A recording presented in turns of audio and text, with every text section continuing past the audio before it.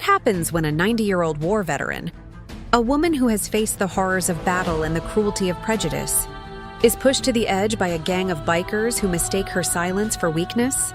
They thought she was just an old woman living alone, but they had no idea the storm that was about to descend on them. One phone call, one name, and their entire world would turn upside down. Evelyn Carter's house stood at the corner of Willowbrook Lane, like a monument the years had forgotten. The shutters had faded, the paint peeled in soft chips, and the garden grew with a kind of stubborn dignity. To the casual eye, it was just another old home, but to those who knew her, it was more than that. It was a fortress of memory. At 90 years old, Evelyn had earned the quiet she so fiercely protected. Every morning unfolded the same, a cup of tea in her hands, the sound of sparrows hidden among the oaks, and the sight of neighborhood children racing past her gate, their laughter weaving through the air like threads of music. She cherished these moments. They were reminders that life could be simple. That peace, once lost, could sometimes be found again. But Evelyn's peace had been bought with battles. She was no ordinary old woman. She had served as a nurse during World War II, one of the few black women to do so. Her hands had once pressed down on wounds that refused to close. Her voice had once calmed soldiers who would never see home again. She had carried more blood on her skin than most people could ever imagine. And she had carried the weight of prejudice, too, dismissed and diminished even as she saved lives. Those memories never left her. They shaped her. They steeled her. So when the engines came, Evelyn felt it before she heard it. The boards beneath her rocking chair trembled. A low, predatory growl rolled down the street, cutting through the calm like a knife through cloth.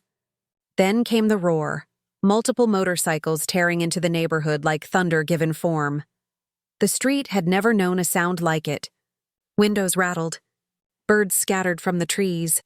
Dogs barked from behind fences. And then the machines stopped, coughing out their last fumes right on the strip of grass in front of Evelyn's house. They had arrived. The bikers climbed off their machines in leather and steel, tattoos flashing, eyes scanning for weakness. Their laughter was loud, deliberate, meant to claim territory that was never theirs. One of them, taller than the rest, with a red bandana stretched across his head, noticed Evelyn sitting on the porch. His grin widened. He wanted an audience. "Look at her," he called out, his voice dripping with mockery. "Bet she remembers the dinosaurs." The others exploded in laughter, slapping one another on the back, their noise crashing over the quiet street like waves. Evelyn didn't move. Her gaze was calm, sharp as glass. She had been mocked before. She had been underestimated before. And in her silence there was power. She rose from her chair with measured grace, leaned on the railing for balance, and walked inside. The door closed softly behind her, but silence, she knew, would not be enough. That night, the bikers returned. The engines howled louder. Their music blared so fiercely the windows on the block shook. Neighbors peeked out from behind curtains, frightened but unwilling to act. Beer cans flew across her lawn. One clanged against her porch steps, rolling to a stop among her flowers. Evelyn stepped back outside, broom in hand.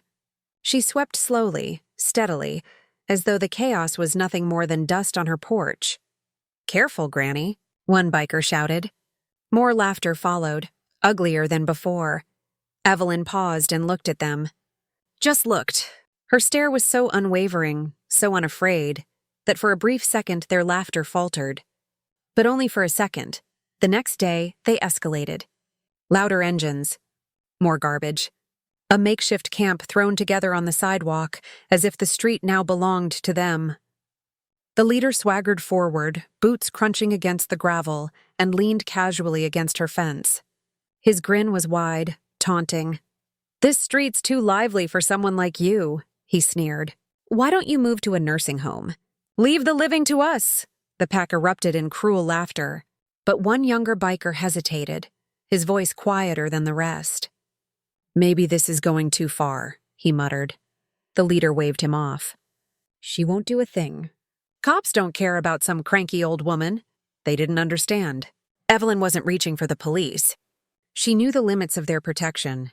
She had learned long ago that some fights needed strategy, not badges. That night, inside her kitchen, she rested her hand on the cool surface of her rotary phone.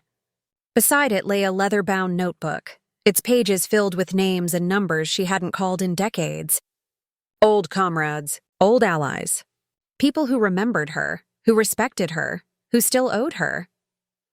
Her eyes drifted to the wall where a faded black-and-white photograph hung. There she was, young and proud in her uniform, standing among soldiers who had trusted her with their lives. Some had not come home. Some had come back broken. But in that photograph, they were strong, unbroken, eternal. She inhaled slowly. These boys on motorcycles thought they were predators. They had no idea who they were provoking.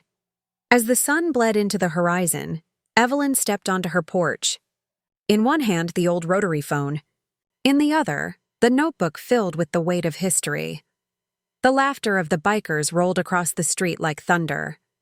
But Evelyn Carter's eyes were steady, and her hand hovered over the dial. She wasn't just an old woman with a broom. She was a veteran, a survivor. And tonight, she was about to make a call that would change everything. Evelyn's fingers trembled as she held the rotary phone, but not from fear. Her hand shook from the gravity of the choice she was about to make. Some numbers were not meant to be dialed casually. This was one of them. She turned the dial slowly, each click echoing like a drumbeat inside her chest. Once, twice, 3 times the line rang before it connected. "Evelyn? Is that really you?" The voice was gravel and warmth all at once, the kind that carried history in every syllable. "It's me," she answered, her tone calm, steady, unyielding. "I need a favor, Arthur." On the other end, her younger brother said nothing for a long moment. Arthur Carter, once an Army Ranger, now retired but never softened. She could hear the breath tightening in his chest, the silence filled with unsaid rage at what he'd just learned. "Say no more," he replied at last, his voice clipped and final. "I'll handle it." When the line went dead, Evelyn set the phone down gently, her expression unreadable. She walked back to her chair on the porch. The bikers were still out there, roaring with laughter, spilling beer on her lawn, oblivious to the storm she had just set in motion. By the time they realized what was coming, it would be too late. The next morning, the air carried a strange electricity. The scent of rain lingered, though the sky stayed clear and bright. Evelyn stood at her kitchen window, teapot hissing softly behind her, and watched them gather again. The noise grated against her nerves, but her face betrayed nothing. Her hands were steady as she poured her tea, her movements precise. She had lived through chaos before. She knew how to mask what she felt. She thought of Charles, her late husband. His photograph sat on the counter, his smile frozen in time, his posture proud. 20 years gone, but his words still lived in her chest. "Never let them see you sweat, Evelyn, even when they try to break you." The sudden clang of a beer can striking her porch broke her reflection. She set her cup down. This time she didn't hesitate.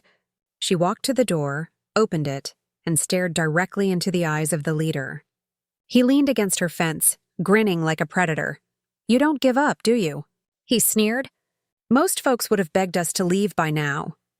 Evelyn's gaze was cool, her voice calm, eerily calm. "Enjoy your fun while it lasts." The words cut sharper than any shout. The leader faltered. His grin flickered. For a brief second, the swagger cracked. He recovered quickly, forcing a laugh. "You've got a sense of humor, Granny. I'll give you that." But when he turned back to his crew, they weren't laughing. Not this time. Evelyn closed the door. Her pulse was steady, her mind sharp. One call was not enough. She lifted the phone again and dialed a second number. "Martha," she said when the line picked up.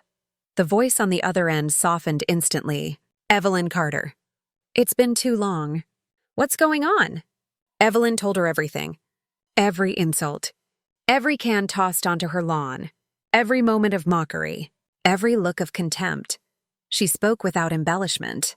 Her words plain. But Martha Jenkins, once a lieutenant in Evelyn's unit, now retired but as resourceful as ever, heard the weight behind them. There was silence on the line when Evelyn finished. Then Martha's voice, firm and resolute. "You know I don't sit idly by. I've got people. I'll make a few calls. They'll regret ever setting foot on your street." A rare smile touched Evelyn's lips. "I knew you'd say that." By late afternoon, the bikers were back, louder than ever, their music rattling the windows, their laughter clawing at the air. Evelyn sat on her porch, not flinching, not bending, waiting, watching. She noticed the younger biker again, the one who had looked uneasy before. He sat apart from the rest, helmet in his lap, eyes darting toward her porch. His discomfort was visible, his conscience pulling at him, but Evelyn did not speak. She had no interest in guiding a boy who hadn't yet chosen what kind of man he would be. That wasn't her burden to carry. As the sun sank behind the rows of houses, the shadows stretched long across Willowbrook Lane. The bikers laughed louder, trying to drown their unease in noise. But Evelyn could feel the shift. She could sense the moment drawing near. Headlights appeared at the end of the street. 2 black SUVs rolled in slowly, engines low and steady, humming with authority. The bikers didn't notice at first, lost in their racket. Evelyn's lips curved into the faintest of smiles. "Time to teach these boys a lesson," she murmured. The first SUV stopped directly across from her house. The second pulled up behind it. Doors opened in unison. 4 men stepped out. Their movements were slow, deliberate, like soldiers who had learned long ago that true power doesn't rush. Each wore a black jacket, an insignia stitched onto the chest, a crest that spoke of their history, of who they had once been, and still were. Army Rangers.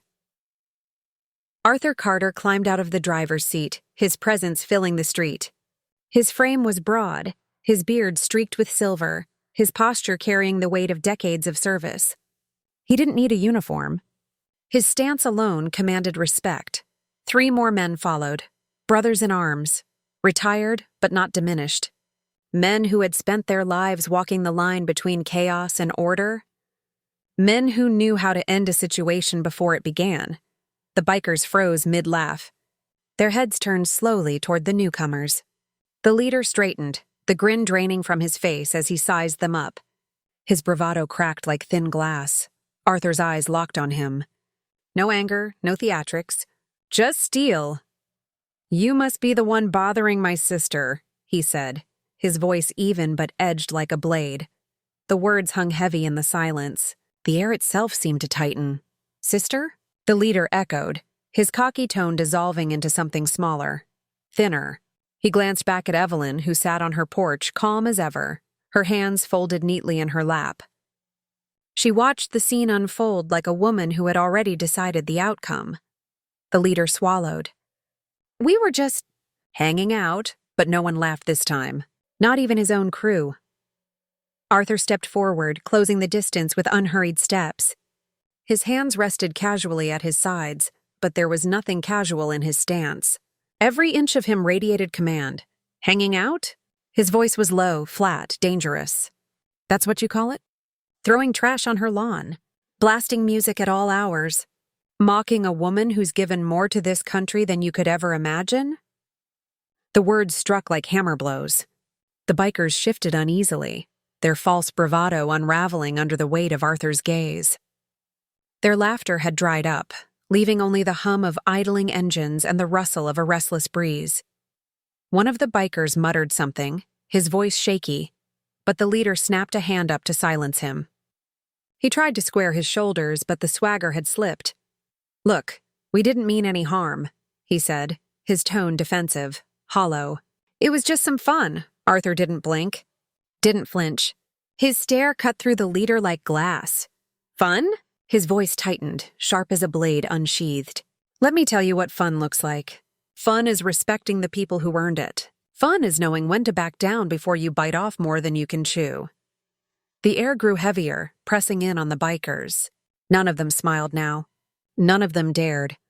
The younger one, the one whose guilt had betrayed him earlier, took a cautious step back, distancing himself from the pack.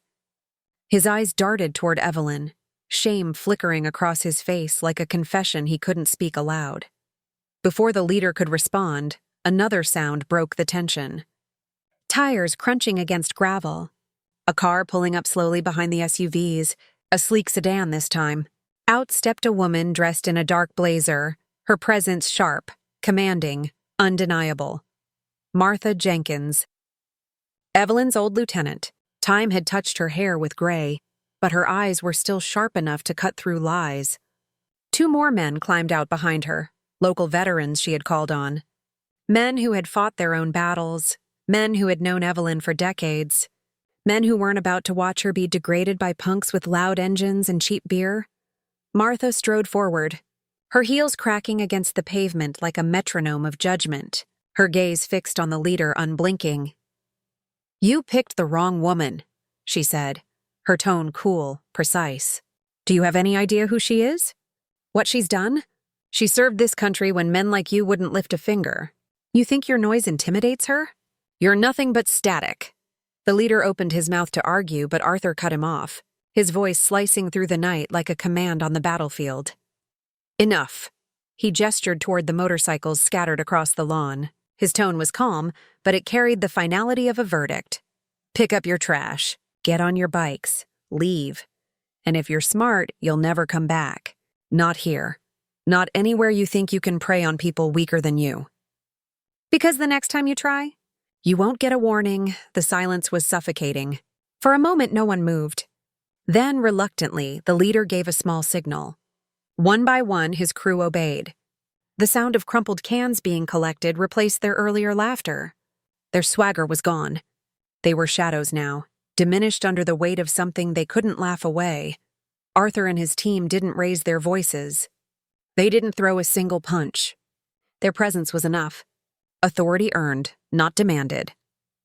When the last can was scooped up and the bikers mounted their machines, Evelyn finally let herself breathe. Engines sputtered, growling in low defeat. The street began to return to the quiet it had known before, but the quiet was different now. It was earned. It was defended.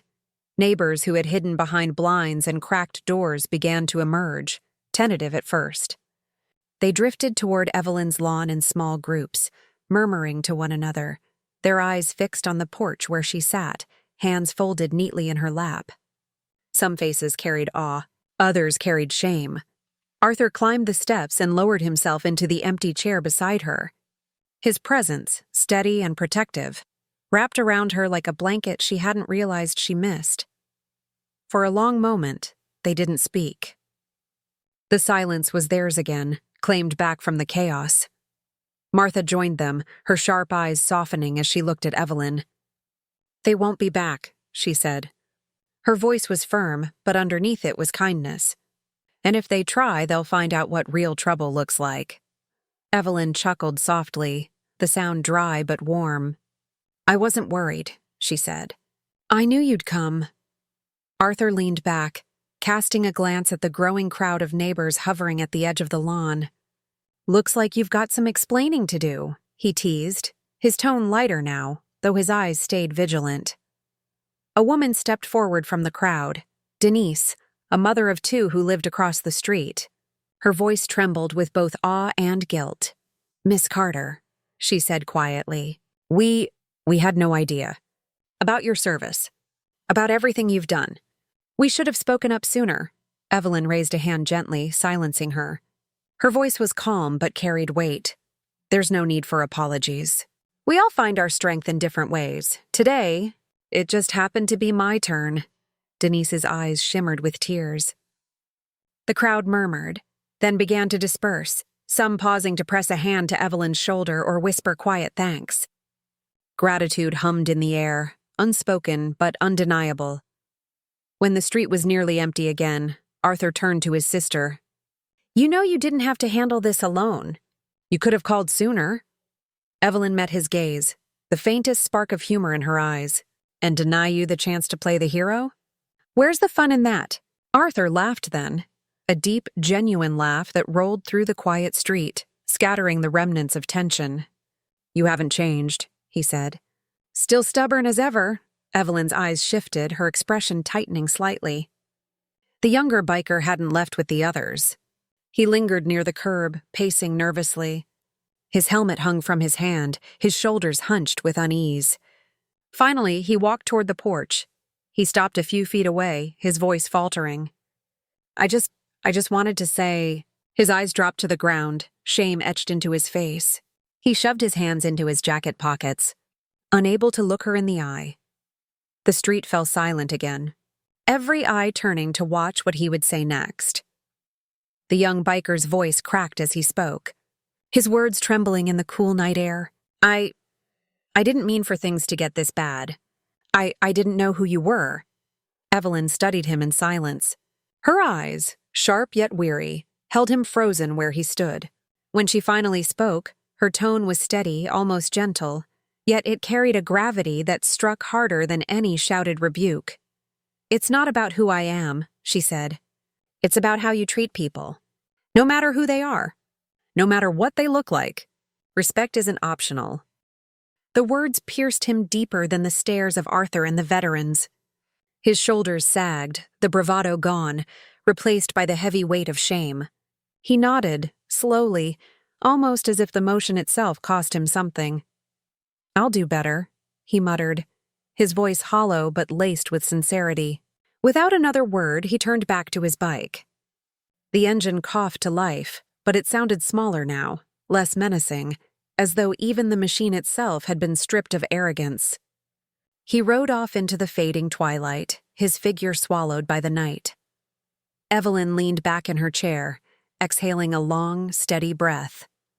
For days she had endured their noise, their taunts, their attempts to break her calm. Tonight, the storm had passed. Arthur reached over and placed a rough, weathered hand on hers. His grip was firm but warm. You've always had a way with words, he said quietly. Evelyn shrugged, a small smile curving at the corner of her lips. Sometimes words are enough. Sometimes people just need a reminder. But reminders aren't always gentle. Some shake the ground beneath your feet. Some force you to remember them forever. The sun dipped lower, bleeding gold and crimson across the quiet street. Shadows stretched long and thin, and for the first time in days, the air carried peace instead of tension. Evelyn's home was hers again, restored not by violence, but by unyielding resolve and the power of solidarity. Arthur stayed beside her in silence, his broad frame filling the chair next to hers. He didn't need to speak. His presence alone was enough. When he finally broke the stillness, his voice carried the weight of admiration. What you did out there, it wasn't just for you. Those boys learned something tonight. Not just about respect, but about courage and where it really comes from. Evelyn nodded, her gaze fixed on the horizon. Courage isn't loud. It doesn't come from who shouts the most or who tries to frighten others. True courage is quieter. It's standing firm when someone tries to break you. It's knowing when to act and when to let silence speak louder than noise. Arthur smiled faintly, the lines around his eyes deepening. You've been teaching that lesson your whole life. As night settled, neighbors who had once hidden behind curtains began to return to their porches. Some carried small bouquets of flowers, laying them at the edge of Evelyn's fence as tokens of gratitude. Others simply waved, their faces carrying a new reverence for the woman they thought they knew. The quiet figure on the corner was no longer just a neighbor. She was a sentinel. Evelyn's mind lingered on the younger biker's final words, "I'll do better." She wanted to believe him. She hoped he meant it. Change was possible, she knew, but only if it was carried by accountability. Tonight she had planted a seed. Whether it grew was up to him. Martha's heels clicked softly against the wooden steps as she joined them on the porch, her sharp features softened by a smile. "You've still got it," she said, her voice edged with admiration. "I wouldn't want to be on the wrong side of you," Evelyn chuckled, low and dry. "You'd think after all these years people would know better than to test a veteran." The three of them, Evelyn, Arthur, and Martha, shared a quiet laugh. For a moment, the weight of the past days lifted, replaced by something lighter, something that almost felt like joy. When the veterans finally bid her goodnight, their SUVs rolling into the distance, Evelyn remained on the porch. The night was cool, the stars sharp against the velvet sky. She thought of her husband, long gone, and of the comrades whose faces lived only in faded photographs. Every battle, every struggle, every injustice she had endured had led her here, to this moment of hard-earned peace. She looked out at the small cluster of neighbors still lingering at the edge of her yard, waiting for her to speak. She rose slowly, her voice carrying with it the same power that had once steadied young soldiers in chaos. "If there's one lesson to take from all this," she said, her words deliberate, unwavering, "it's that we cannot stay silent. Don't wait for someone else to act. Courage doesn't always roar. Sometimes it simply means being the first to stand, the first to speak." The crowd listened, hushed, her words sinking deep. The silence that followed wasn't empty. It was heavy, filled with conviction. Evelyn stepped back inside, closing the door gently behind her. Her house returned to its familiar calm. But the street outside would never be quite the same. The echoes of what had happened here would linger in every home, every heart, long after the engines had faded.